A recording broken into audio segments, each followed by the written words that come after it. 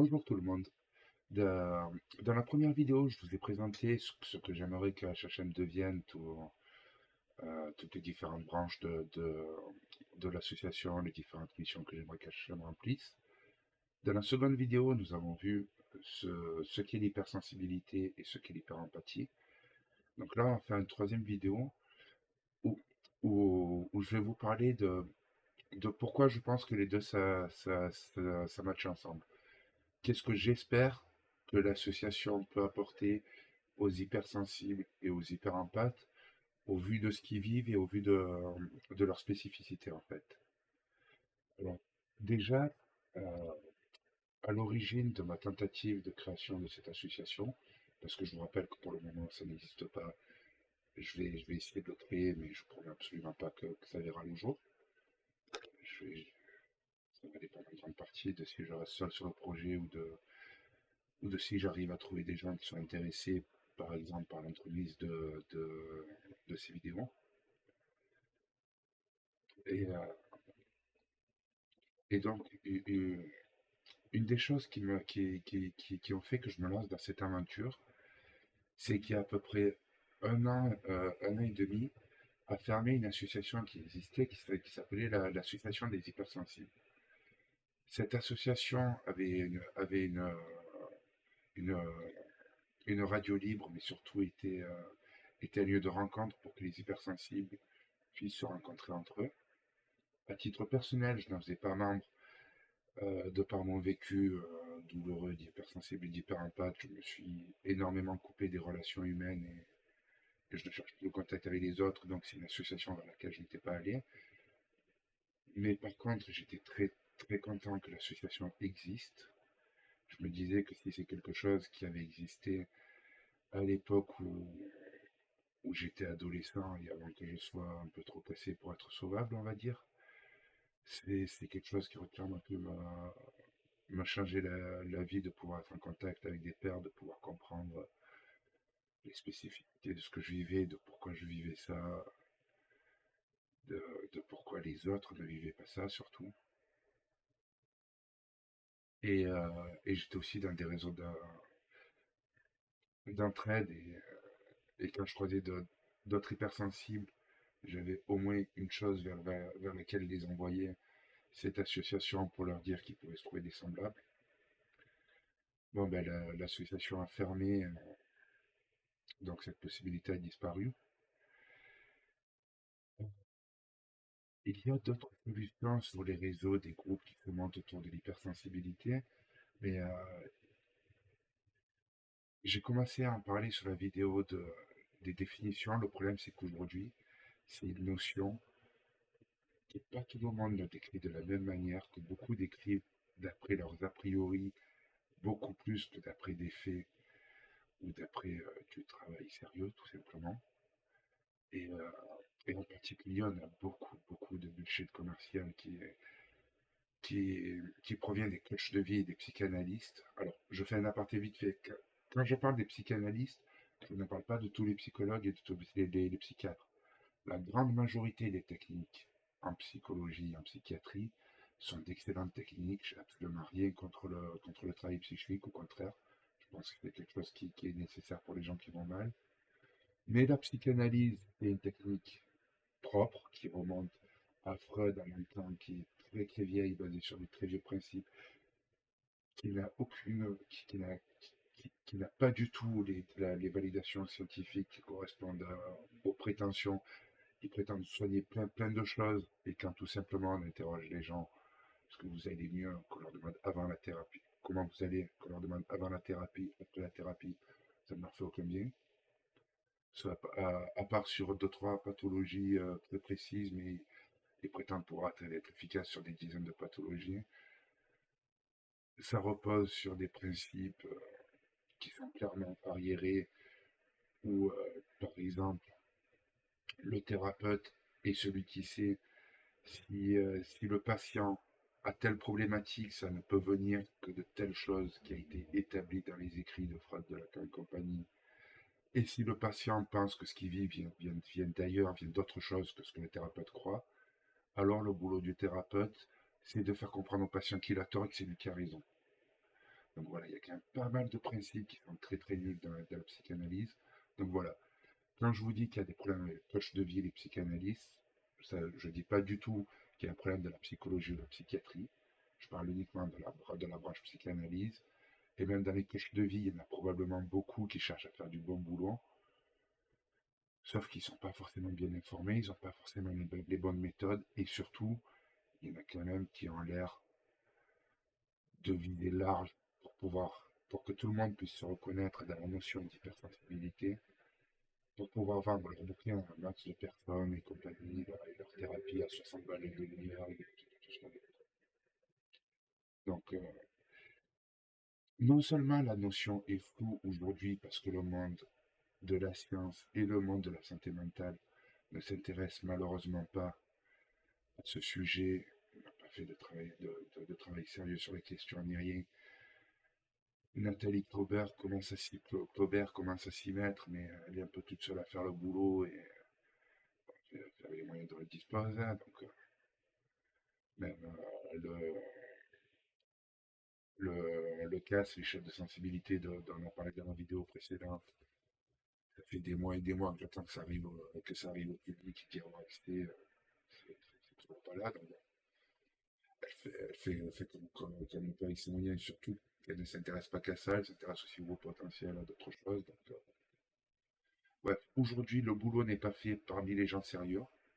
Chez les gens pas sérieux, il y a beaucoup de gens qui salopent le travail, probablement souvent volontairement à fin mercantile, probablement aussi souvent par simple incompétence. Donc aujourd'hui, il y a beaucoup de gens qui se reconnaissent dans l'hypersensibilité mais qui ne vivent pas la même chose. Je vous l'évoquais là encore dans ma vidéo sur la définition et détection des hypersensibles et hyperempathes. Par exemple, quelque chose qui est important, c'est de mettre l'accent sur, sur, sur le sensoriel. Non pas parce que le sensoriel est tellement important, parce que je sais pas, manger pimenté ou boire d'alcool, ce ne sera pas forcément l'élément le plus déterminant de votre vie. Mais en revanche, c'est un filtre super intéressant parce que ça permet de faire la différence entre des hypersensibles qui sont touchés par l'hypersensibilité et qui le sont réellement, et des personnes qui auraient juste des problèmes émotifs ou d'autres problèmes qui peuvent être tout aussi sérieux que l'hypersensibilité, qui devraient tout autant être pris en compte, mais qui ne sont pas la même problématique. Des gens qui ne peuvent pas être aidés par les mêmes choses. Donc, tout ce qui se fait sur les réseaux sociaux, des retours que j'ai pu avoir et des quelques coups d'œil que j'ai pu jeter par-ci par-là, honnêtement, c'est assez catastrophique. Donc, des bullshitters et des incompétents qui font n'importe quoi, des gens sérieux qui ne font rien, enfin, je ne parle pas de Nathalie Claubert, je parle du reste du monde de la recherche et de la santé mentale, où il n'y a vraiment rien qui se fait autour de l'hypersensibilité. Et plus encore, l'hyperempathie, je vous en parlais, c'est une notion qui n'est même pas posée, qui n'est même pas comprise. On va en parler dans le syndrome de Williams, on va en parler dans des situations spécifiques, mais on n'en parle jamais en soi. Donc, on en arrive à un résultat où aujourd'hui, si vous êtes hypersensible, si vous êtes hyperempathe, vous n'avez strictement rien qui peut vous aider. Le monde de la recherche ne s'est pas intéressé à vous. Le monde de la santé mentale ne va pas vous aider. Vous n'avez pas d'association. Et même sur les réseaux sociaux, si vous cherchez à croiser d'autres personnes qui vivent ce que vous vivez, vous allez être confronté à tout et n'importe quoi. Donc, la première des raisons pour laquelle je veux que Hypersensible et Hyperempathe de Marseille existent, c'est tout simplement parce qu'il n'y a rien d'autre.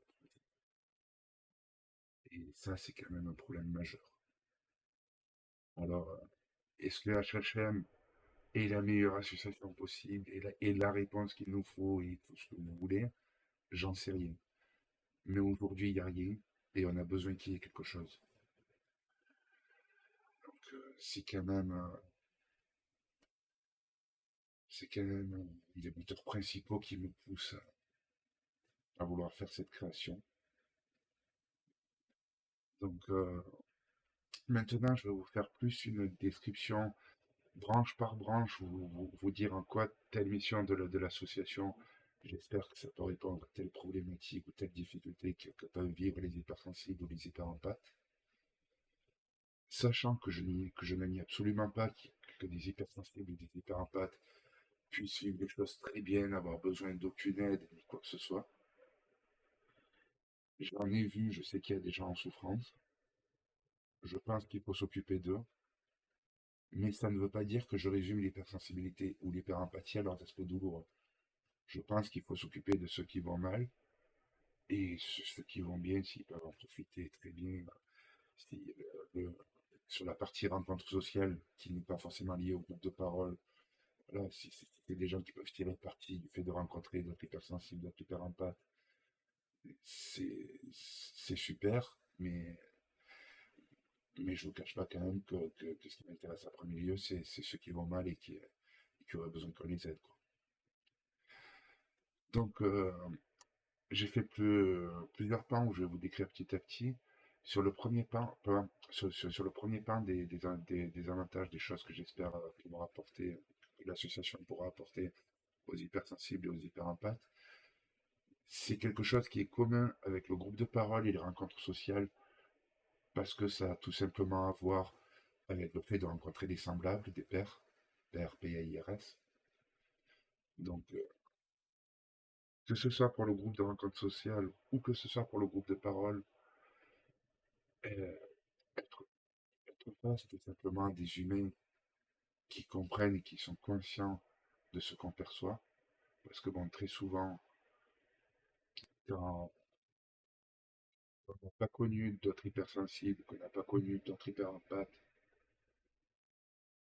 on est confronté à des choses qu'on voit, à des choses qui peuvent nous permettre de prévoir des comportements qui ont des vérifications, on va dire.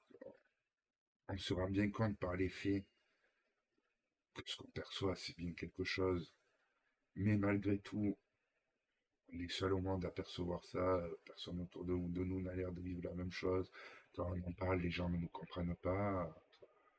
Donc, tout simplement, être mis face à un être humain qui sait de quoi on parle. Être mis face au fait que oui, d'autres voient ce qu'on voit, sentent ce qu'on sent, comprennent les choses qui se passent en nous. Ensuite, souvent, ces choses que, comme je vous le disais auparavant, ça, ça va être en lien avec le rapport humain, comment se déroulent les relations humaines. Il y a des choses qui vont être importantes et qui vont avoir du sens pour beaucoup d'hypersensibles et d'hyperempathes, mais qui ne seront pas forcément perçues ou considérées comme importantes par la population générale. Donc là, tout simplement,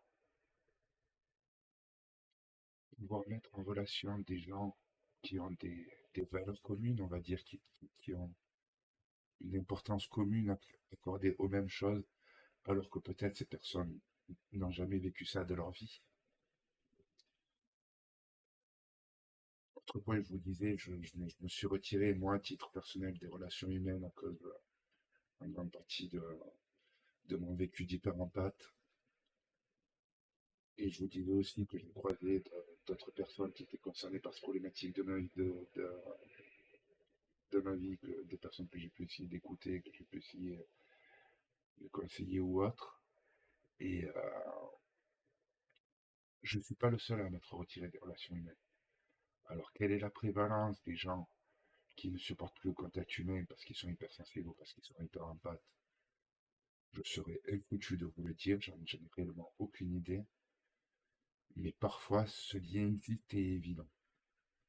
Donc, pour ces gens-là qui ne sont plus capables de supporter le contact humain avec des gens parce qu'ils se sentent trop différents, parce qu'ils ne se sentent pas compris, parce qu'ils ne sentent pas un partage tel que eux aimeraient partager, peut-être que les mettre en contact avec d'autres hypersensibles ou d'autres hyperempathes, c'est la dernière solution qu'ils ont.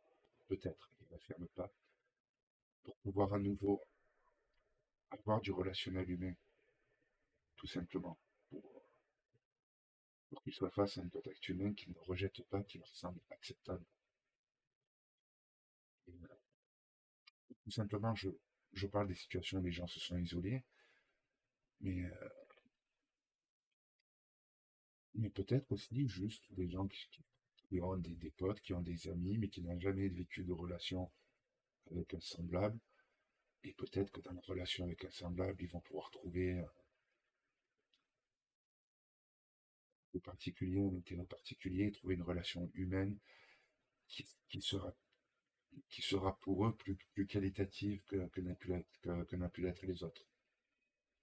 Donc, c'est pour ça que je vous expliquerai dans une prochaine vidéo le système de ruban que j'ai créé pour le groupe de parole, par exemple, et qui prend en compte le fait que même dans le groupe de parole, les gens qui veulent se rencontrer, qui veulent créer du lien social en dehors du groupe de parole, ils ont un système simple pour le faire savoir, pour se signaler, et pour que d'autres puissent venir à eux et leur proposer de se voir hors du groupe de parole, parce que je pense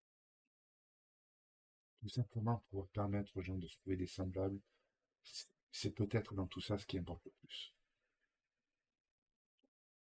Les hypersensibles puissent trouver des hypersensibles, que les hyperempathes puissent trouver des hyperempathes, c'est peut-être ce qui peut faire la plus grosse différence.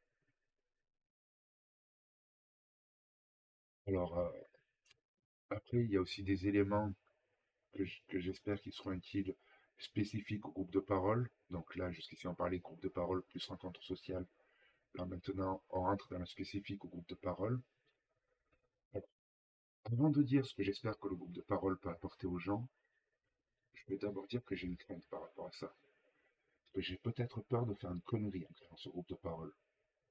Parce que je pense que les gens ont beaucoup de choses à y gagner, mais, mais les hypersensibles et les hyperempathes courent deux risques dans leur vie, euh, entre autres choses. C'est pas les seuls, mais il y a ce qu'on appelle l'épuisement compassionnel, c'est-à-dire qu'en étant dans l'écoute aux autres, en étant dans l'aide aux autres, dans l'attention aux autres, c'est quelque chose qui peut être épuisant, qui peut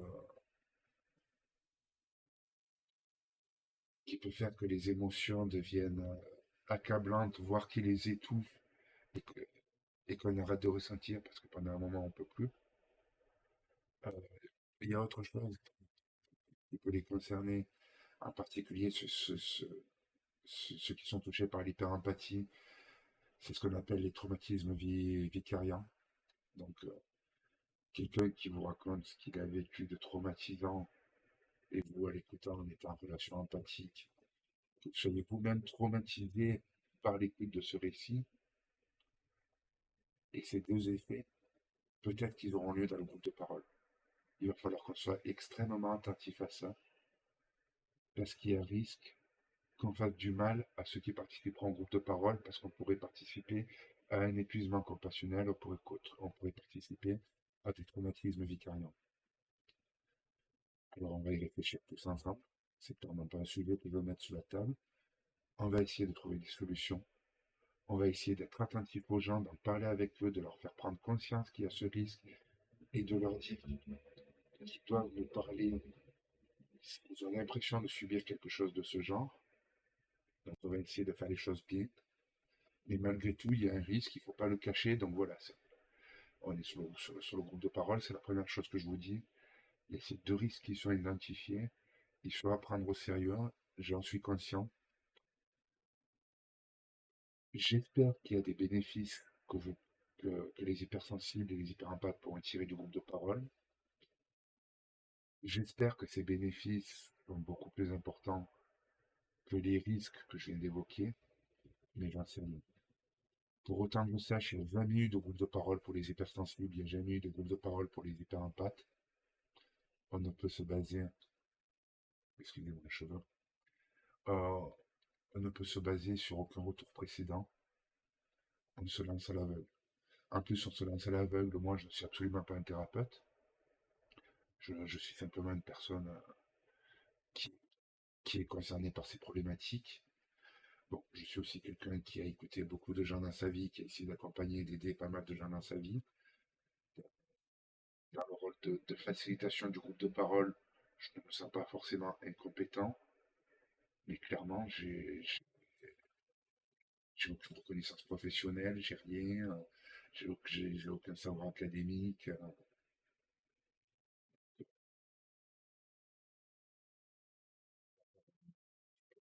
Je vais faire au mieux, je pense. Rien.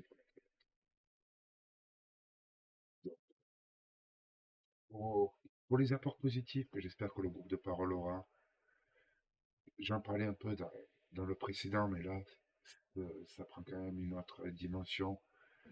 C'est être enfin compris dans ses spécificités et ses souffrances. Les gens qui ont vécu des choses douloureuses, des, des choses perturbantes, le fait d'être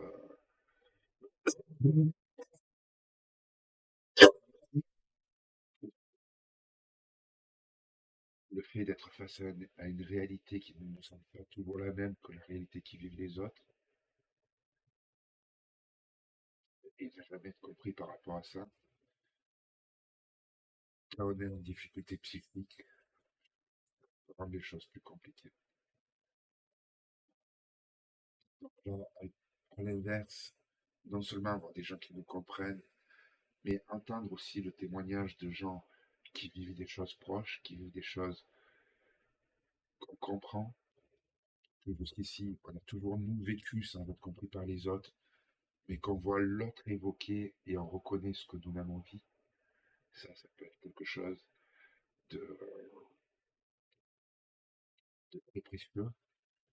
Aussi découvrir comment ils font pour gérer ce qu'ils vivent, quelles astuces ils ont pu trouver, qu'est-ce qui, dans leur manière de faire, pourrait nous être utile, ou qu'est-ce qui, dans notre manière de faire, pourrait peut-être leur être utile, et on se dit que ce serait bien qu'on partage sur ce point. La possibilité que ça apporte pas mal de choses. Ensuite, il y a un effet que j'espère voir, maximiser dans. Excusez-moi, je vais juste m'allumer une cigarette.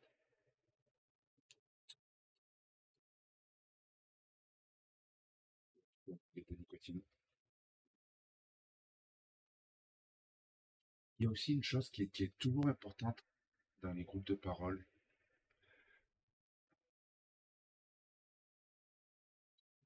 On ne comprend pas toujours à quel point c'est un aspect important des groupes de parole. C'est le rapport empathique qu'on y entretient. Et, on va prendre un exemple. Euh, des, des groupes de parole qui sont peut-être les plus connus, voire peut-être les plus fréquents, les groupes de parole qui concernent les violences sexuelles, les viols et compagnie. On sait que souvent, les personnes, par exemple, vont culpabiliser ou, ou quand ça a trait d'un cadre de maltraitance de l'enfance, voir leur ego a pu être tellement démoli qu'il va y avoir des personnes qui vont se dire que ce qui leur arrive à elles, c'est justifié, que quelque part elles méritent ou que c'est leur faute parce que ces personnes ont telle ou telle caractéristique, c'est à cause de ça qu'elles auraient subi ce qu'elles ont subi, et elles ne sont pas capables de sortir de ça.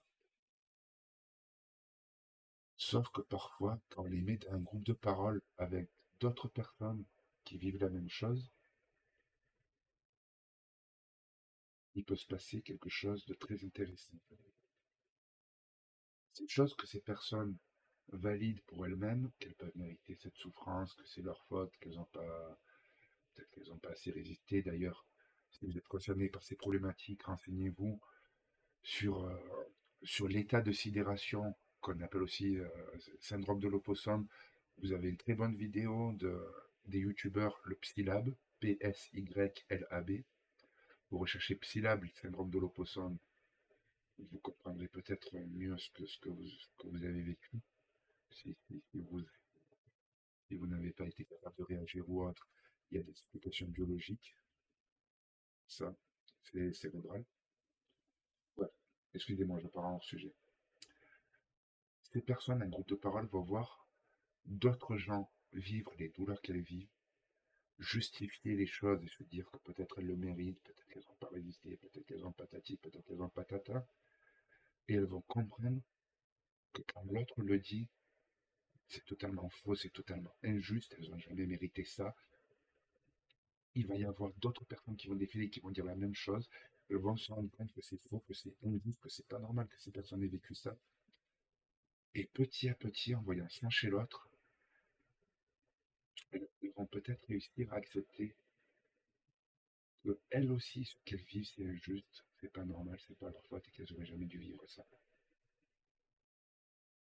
Réussir à accepter des choses pour soi, non pas directement par soi, mais en passant à travers l'autre.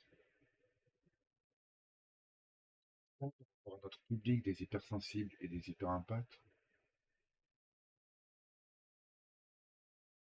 on peut vivre des logiques du genre. Bon, moi, par exemple, dans mon parcours empathique, j'ai quand même eu beaucoup de gens que j'ai tenté d'écouter, d'aider, d'accompagner, et j'ai passé une bonne part de ma vie à me dire que j'étais là pour absorber leur douleur, que j'étais fait pour ça, que c'était mon rôle, que c'était mon talent, que dans ça, je me sentais être plus moi que dans quasiment tout autre moment de ma vie. Et ça me paraissait même normal de souffrir plus que ce que je soulageais l'autre, de m'infliger plus de souffrance moi en l'aidant que la souffrance que je diminue. Et on peut avoir plein de logiques de ce genre, où on justifie des choses pour nous-mêmes. Et dans ce rapport empathique, qui concerne particulièrement notre public d'hyperempathes et d'hypersensibles, c'est quand même les spécialistes du domaine, je pense qu'il y a beaucoup de choses qui pourraient être gagnées, que ça pourrait apporter beaucoup de choses à ceux qui vivent des difficultés, ceux qui ont vécu des incompréhensions toute leur vie, ceux qui ont justifié des choses par eux-mêmes. Le fait de voir ce qui se passe chez l'autre et de voir chez l'autre ce qui se passe chez eux, que peut-être ils ont fini par accepter, que peut-être aussi qu'ils par justifié par ceci, cela, patati patata, ça peut peut-être leur faire beaucoup de bien.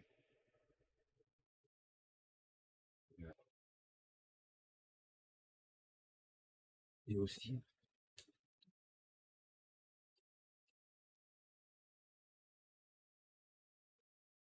quand je dis que ce sont des gens qui pourront peut-être être compris dans leur souffrance pour la première fois, c'est que vraiment, je pense qu'il y a des souffrances que vivent un hypersensible ou un hyperempathe que ne peut pas réellement comprendre la population générale. Un des aspects de l'hyperempathie qui a été extrêmement douloureux dans mon propre parcours, par exemple, c'est que quand vous êtes capable de lire en l'autre, de le comprendre, d'explorer sa profondeur, sa personnalité, de savoir pourquoi tel moment a réagi comme ça ou comme ça, et qu'en plus de ça, vous êtes quelqu'un d'extrêmement versé dans l'introspection, que vous interrogez beaucoup sur vous-même, que vous analysez, que vous explorez, vous êtes vous vous retrouvez dans une situation où vous voyez l'autre, et souvent vous le voyez mieux qu'il ne se voit lui-même, vous comprenez des choses sur lui, mais personne ne vous voit jamais, personne ne vous comprend jamais, personne n'est capable de vous lire comme vous lisez les autres. Vous voyez tout le monde, mais vous êtes invisible. Et ça, honnêtement,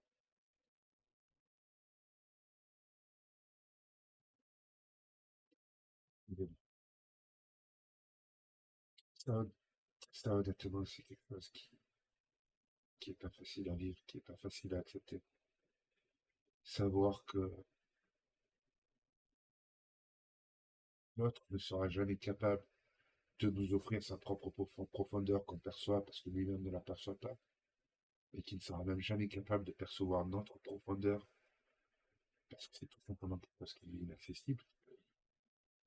C'est même pas qu'il veut pas, c'est même pas qu'il n'a pas envie, c'est même pas que. C'est juste qu'il ne peut pas y avoir accès. Il n'a pas les moyens. Et ça, la population générale, je pense qu'elle peut pas comprendre ce genre de choses. Je pense vraiment que c'est le genre de douleur qu'on ne peut partager qu'avec un semblable. En fait, on peut partager cette douleur avec d'autres, mais on n'aura aucun écho. C'est vraiment être compris que par quelqu'un qui l'a vécu. Et il y a beaucoup de choses de ce genre dans, dans l'hyper-empathie qui ne correspondent juste pas à l'expérience humaine classique. Donc, quand je connais une personne qui a eu un AVC, qui suite à ça a eu des séquelles. Ce que cette personne vit, elle me l'a expliqué. Intellectuellement, je comprends. Mais vivre ce qu'elle vit, comme par exemple avoir des moments où elle est trop fatiguée, elle n'est pas capable de réfléchir, la personne à qui je pense, je peux l'entendre, je peux le prendre en compte, mais je ne peux pas comprendre ce que c'est. Et quand on est hyper empathe, quand on est hypersensible, il y a des choses de cette nature-là, où la personne en face ne peut juste pas comprendre en fait, si elle n'est pas concernée. Donc ça, c'est quelque chose que j'espère que le groupe de parole pourra apporter. Et parce qu'on se sent compris, tout simplement, pouvoir parler de choses dont on ne parlerait pas forcément à quelqu'un d'autre, qu'on ne lâcherait pas forcément, qu'on ne lâcherait pas avec la même émotion, parce qu'on sait que pour la personne en face, on va dire du chant bien.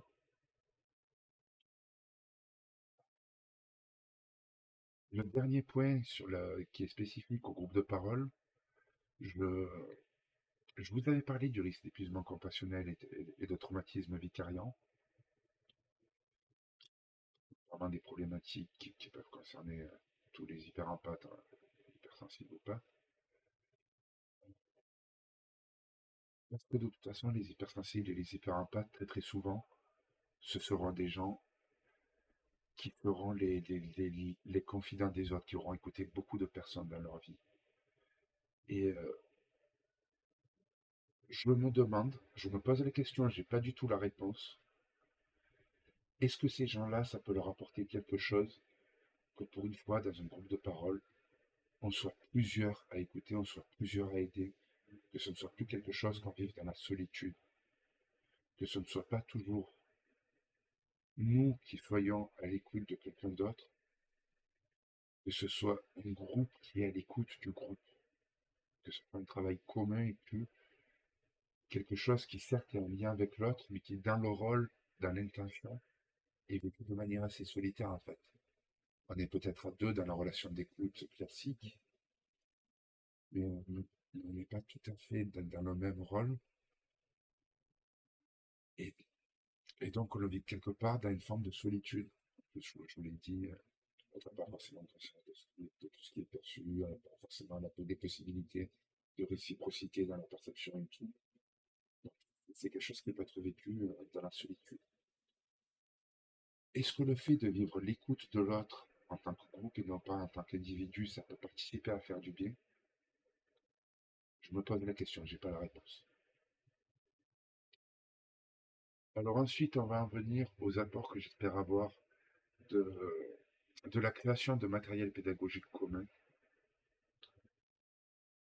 Déjà, la chose prioritaire, c'est c'est qu'au jour d'aujourd'hui, même moi et n'importe qui d'autre qui partagera sur le sujet, on va partager en général nos expériences personnelles.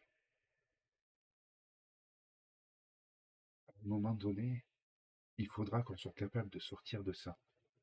Que je ne vous raconte pas mon hypersensibilité, que je ne vous raconte pas mon hyperempathie, mais que je vous raconte l'hypersensibilité et l'hyperempathie. Et ça peut pas venir d'une personne toute seule. Ça, il faut forcément qu'on soit un groupe, qu'on soit un commun, qu'on partage nos vécus, nos facilités, nos difficultés, tout ça, et qu'on se questionne en, en partant du réel, du concret de notre vécu, qu'on voit ce qui est plus ou moins universel chez les hypersensibles ou chez les hyperempathes, qu'on voit ce qui peut être spécifique à certains sous-groupes ou qui relève de l'individuel et pas du tout de l'hypersensibilité, de l'hyperempathie, il faut capable, il faut qu'on devienne capable de faire toutes ces distinctions et de pouvoir en parler correctement. Et ça, techniquement, ça ne pourra jamais passer par un individu tout seul. Il faut forcément que ça passe par un groupe. Donc ça, en se mettant à plusieurs et en créant du matériel pédagogique à plusieurs, j'espère que c'est une chose qu'on pourra gagner.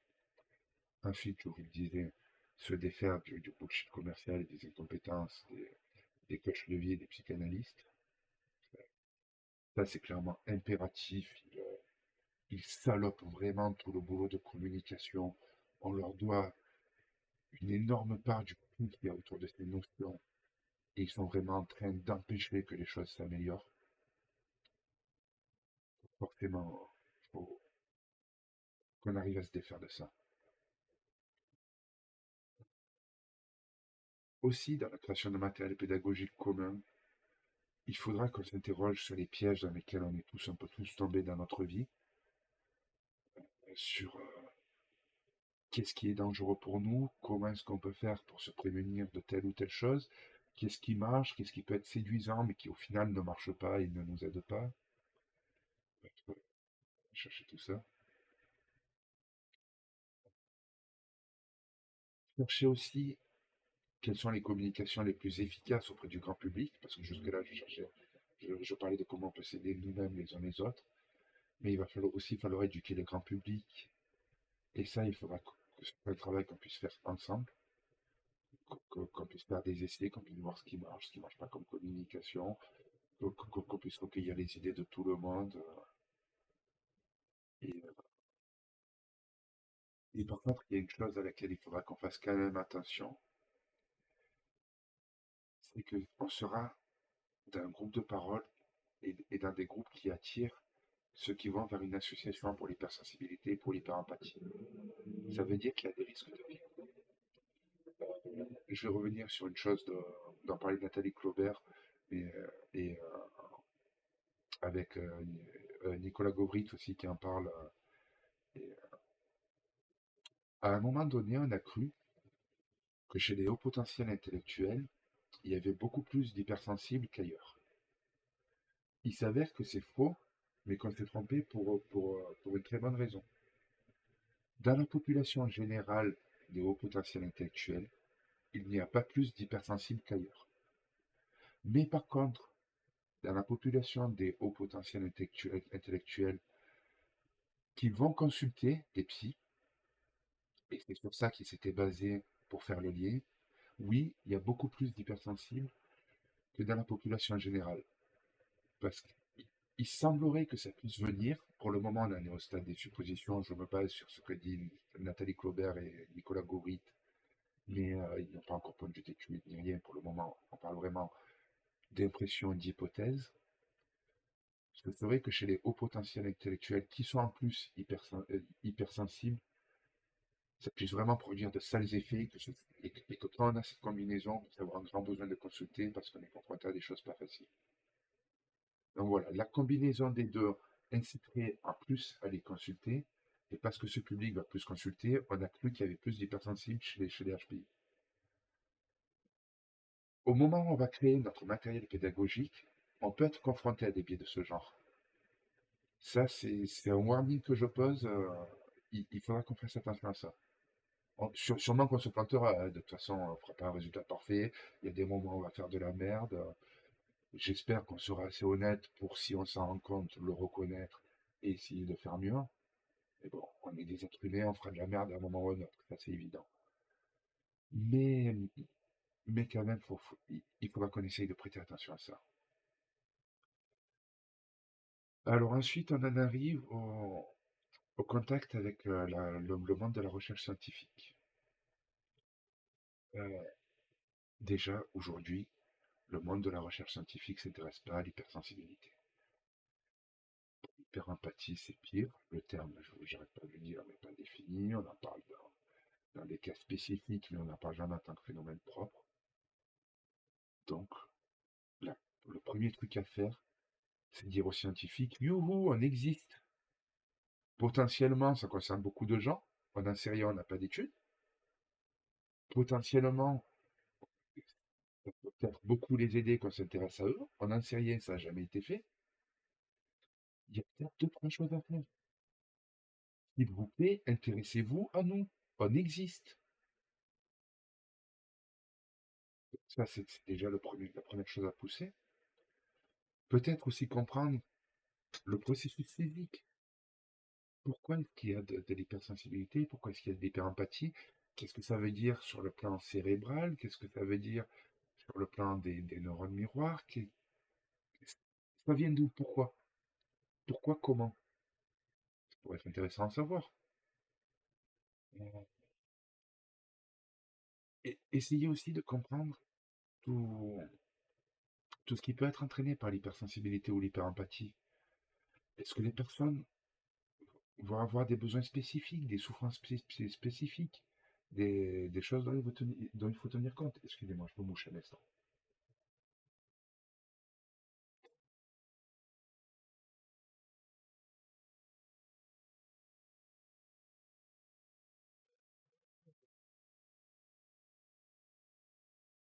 Voilà, excusez-moi. Je m'étais. Oui, donc, tout simplement, ok, il faut définir le terme, mais il faut aussi définir les conséquences. Qu'est-ce que ça entraîne quand on vit ces choses-là? Et ça, à un moment donné, il faut que ce soit des études de grande échelle qui nous le disent. Ça, même HHM, si on se retrouve à 20 péons, on ne pourra jamais recouvrer l'intégralité de ce qui peut être vécu. Donc, qu'est-ce que ça entraîne? Qu'est-ce que ça fait naître comme besoin? Tout ça, on a besoin des scientifiques. Euh, il y a ensuite le problème de la prévalence. La prévalence de l'hypersensibilité, alors là, je vais pas parler d'hyperempathie, parce que l'hyperempathie, personne s'y intéresse. J'ai absolument rien pour en parler. Donc, voilà, tout simplement, je peux pas parler de prévalence de l'hyperempathie parce que j'ai rien pour en parler. Personne ne s'est jamais posé la question, apparemment, ce qui est quand même assez dingue. Mais bon, par rapport à l'hypersensibilité, il y a un problème de prévalence. On va prendre tous les bullshitters, y compris les Hélène Aron et compagnie, et, ils vont souvent dire que. Alors, déjà, il faut comprendre une chose. L'hypersensibilité, c'est pas une étape précise. Un point de moins, on n'est pas hypersensible. Un point de plus, on est hypersensible. La sensibilité, c'est un continuum. C'est comme le haut potentiel intellectuel. On a mis une limite, je crois, 2,3%. Je suis pas sûr du pourcentage que je donnais, mais il me semble que c'est plus ou moins ça. Où on a dit le haut du panier des 2,3%, on va dire que c'est les hauts potentiels. Mais c'est quelque chose qu'on a décidé nous-mêmes. On aurait pu dire, on va prendre en compte que les 2,6%, on va prendre en compte que les 92%, voilà, on le décide. Il y a un continuum de l'intelligence. On sait qu'arrivé à un certain seuil, il y a des spécificités à prendre en compte. Juste on pose, prendre en compte les gens à partir de tel seuil, ça présente un intérêt. C'est une décision arbitraire. On décide que telle chose devient le haut potentiel, que telle chose devient l'hypersensibilité. Des gens comme ceux qui veulent vendre au plus grand nombre et compagnie, ou ceux qui s'intéressent aux phénomènes sociologiques, ils vont parler de prendre les 30% plus sensibles de la population. Nathalie Claubert, elle parle de prendre 15 à 20% des plus sensibles de la population et de les considérer comme hypersensibles. Moi, à mon goût personnel, j'aurais tendance à dire, viser plus sur ceux qui sont hardcore, donc peut-être plus taper dans les 5% aux alentours de ça, ça pourrait être plus intéressant. Mais mon opinion, comme l'opinion de Nathalie Claubert, d'Hélène Aron ou de tout le reste, on s'en fout. Pour moi, c'est pas ça le sujet. Le sujet, c'est mener une étude scientifique, dire à partir de quel moment est-ce que c'est un sujet pertinent. Par exemple, euh, Nathalie Claubert a fait un test où elle a dit que parmi les 15-20% les plus sensibles, il n'y a pas forcément une plus forte représentation des pathologies mentales. D'accord, très bien. Et qu'est-ce que ça donne si on passe au 10%, au 5%, au 2%? Est-ce qu'il n'y a pas un seuil à partir duquel l'hypersensibilité, ça commence à détruire des vies? Un seuil à partir duquel il faut s'intéresser au sujet, il faut trouver les hypersensibles, il faut être capable de les accompagner? Peut-être que oui, peut-être que non. On n'en sait rien. Et le fait qu'on ne le sache pas, c'est un problème. La prévalence, savoir ce qui doit être appelé hypersensibilité et ce qui ne doit pas être appelé hypersensibilité, c'est pas à nous de le décider. C'est au fait de nous dire à quel moment ça devient pertinent d'en parler. À quel moment ça devient pertinent de l'utiliser comme un filtre, comme un critère de sélection pour s'intéresser à une population en particulier. Les opinions, on s'en fout, on a besoin d'études. D'études qui nous disent à quel moment on a besoin de pouvoir nommer l'hypersensibilité. Donc ça, c'est quelque chose que j'aimerais beaucoup pousser auprès de la recherche scientifique, parce que c'est à la recherche de définir précisément ce qu'est l'hypersensibilité, et donc de décider de la prévalence, de décider du seuil de sensibilité à partir du moment où il est pertinent d'en parler. Ensuite, la suite. Oui, après, voilà, une chose intéressante, c'est avoir du matériel sérieux, validé scientifiquement, avec lequel on pourra répondre aux bullshitters, aux incompétents qui disent n'importe quoi et tout. J'ai vu je me suis renseigné sur le sujet des hypersensibilités, vous vous en doutez bien. J'ai vu des témoignages, comme par exemple, j'espère ne pas me tromper dans son nom, Maurice Barthélémy, qui allait témoigner sur plusieurs plateaux télé ou chaînes YouTube pour parler soi-disant d'hypersensibilité.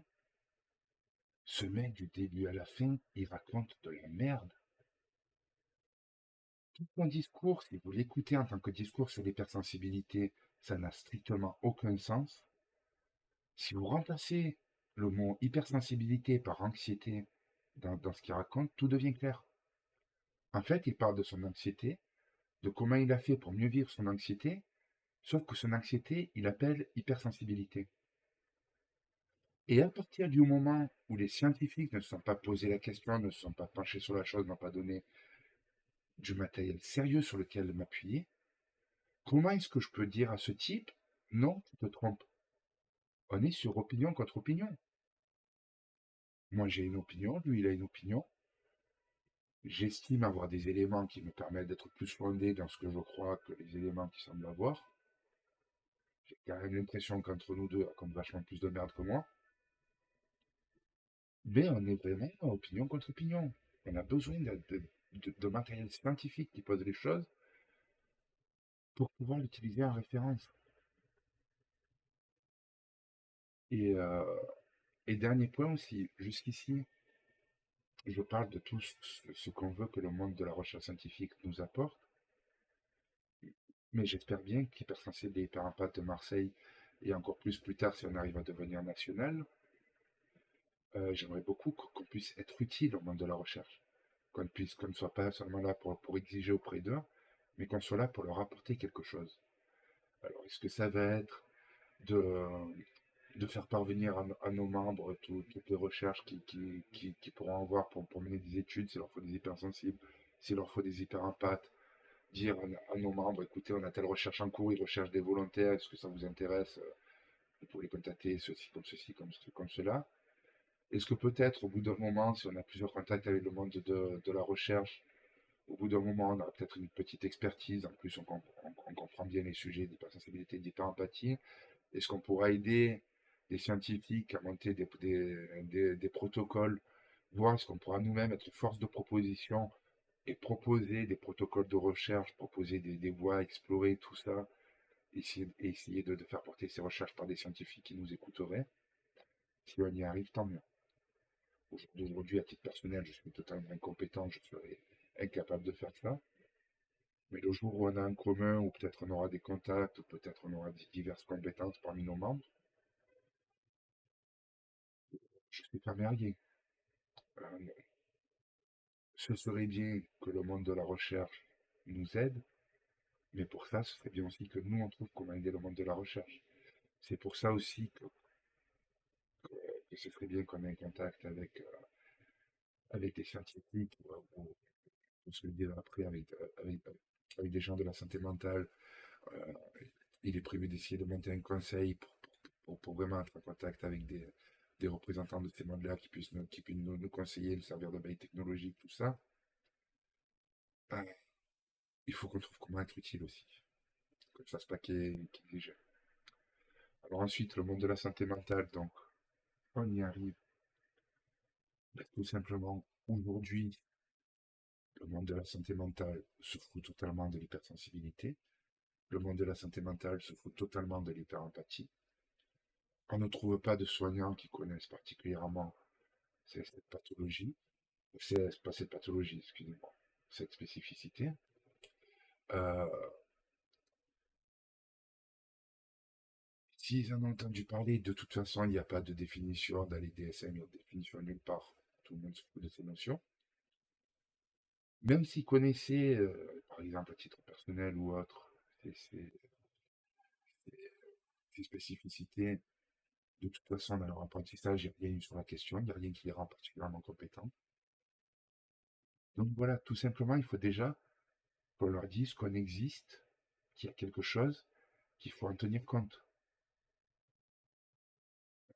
Aujourd'hui, les neuroatypiques sont l'autisme ou le haut potentiel intellectuel. Ce sont des neuroatypies qui sont reconnues. On est conscient que c'est un public qui a des spécificités. On est conscient que ces spécificités entraînent aussi des spécificités dans le soin, dans l'accompagnement. Il nous faut tout simplement la même chose. L'hypersensibilité, c'est une neuroatypie comme une autre. L'hyperempathie, peut-être, peut-être pas, aucune étude, j'en sais rien, comme d'hab. Mais bon, l'hypersensibilité, c'est un comportement non cérébral atypique. Partant de là, appeler ça une neuroatypie, ça ne me paraît pas particulièrement aberrant. Donc voilà. Ensuite, se poser des questionnements sur quel accompagnement donner à ça. Je suis convaincu qu'un des sujets prioritaires pour l'hypersensibilité et pour l'hyperempathie, peut-être plus encore que le soin qu'on lui apporte, ça va être l'apprentissage. C'est un public qui a besoin d'être formé à la gestion de ses émotions, qui a besoin d'être formé à la gestion de la douleur de l'autre, qui a besoin d'être formé à son besoin de remplir le besoin de l'autre, qui a besoin qu'on lui explique les spécificités de ces vagues émotionnelles qui peuvent nous emporter. Voilà, ce qu'il faut avant tout aux hypersensibles et aux hyperempathes, c'est une éducation. Et autant la définition du terme, tout ça, c'est au monde de la recherche scientifique de le trouver, autant sur l'éducation à nous apporter, ça, c'est à la santé mentale de faire le boulot. Et ce boulot, aujourd'hui, ils ne le font pas. Aussi, ce que je disais un peu plus tôt sur le monde de la recherche scientifique, ça concerne aussi le monde de la santé mentale. Trouver quels sont nos risques spécifiques, trouver de quelle manière il faut nous accompagner peut-être différemment de la manière dont on accompagne la population générale. Peut-être, j'affirme rien. Mais pour le savoir, il faut chercher déjà. Et pour le moment, il n'y a personne qui cherche.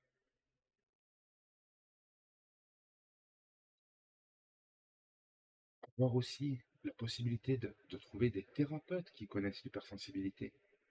Là, au jour d'aujourd'hui, l'hyperempathie, encore moins, ça vous l'aurez compris, l'hypersensibilité, c'est quelque chose que tout le monde ignore, et l'hyperempathie, c'est quelque chose que tout le monde ignore comparé à l'hypersensibilité. Donc forcément, vous aurez compris que quand je dis qu'il faut oublier pour l'hypersensibilité, il faut oublier pour l'hyperempathie aussi, de toute façon. Donc, trouver un soignant qui connaisse ces problématiques, moi, je vais essayer. J'ai essayé auprès, excusez-moi, je perds le terme. Ouais, j'ai j'ai plusieurs suivis qui sont plus ou moins sociaux, plus ou moins psy. J'ai essayé, j'ai trouvé personne. Je suis sur Marseille, je suis sur une grande ville. va voir deux, trois psychologues ou psychiatres à Marseille, à mon avis. J'ai pas réussi à trouver un seul qui va pertinent par rapport à l'hypersensibilité ou l'hyperempathie. C'est quand même un problème.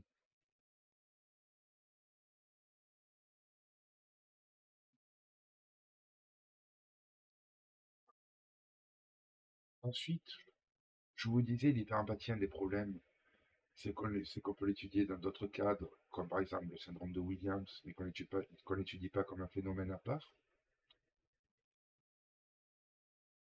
Il faut bien voir qu'en fait, il faut étudier les choses sous les deux formes. Personnellement, mon hypersensibilité et mon hyperempathie m'ont mené de manière assez directe au trouble de la personnalité schizoïde.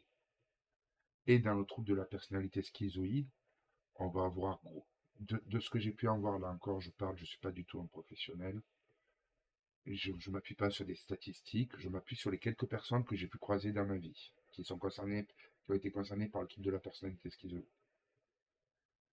Ne prenez pas ce que je dis comme des chiffres officiels ou sérieux, je vous parle simplement de ce que moi j'ai vu dans ma vie.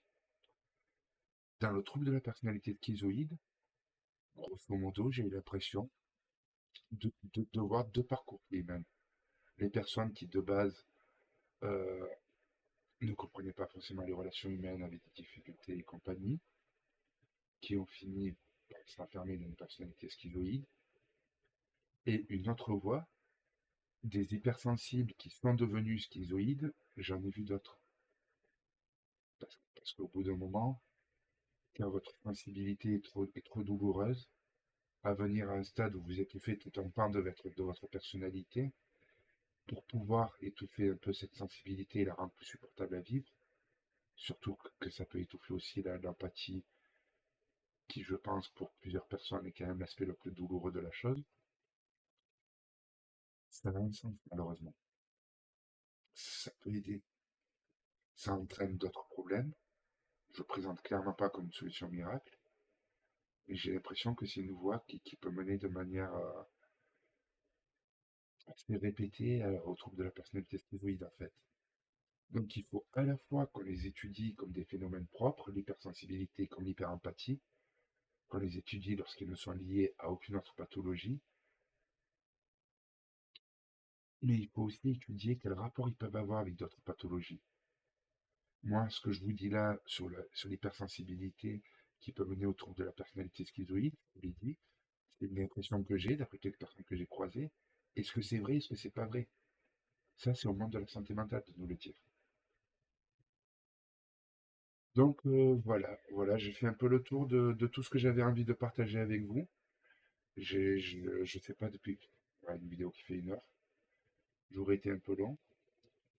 Euh, j'espère que ça, j'espère que ça vous sera utile. J'espère que ça pourra aboutir à quelque chose qui aidera. Je vous souhaite une bonne journée et on se revoit peut-être sur la prochaine vidéo. Au revoir.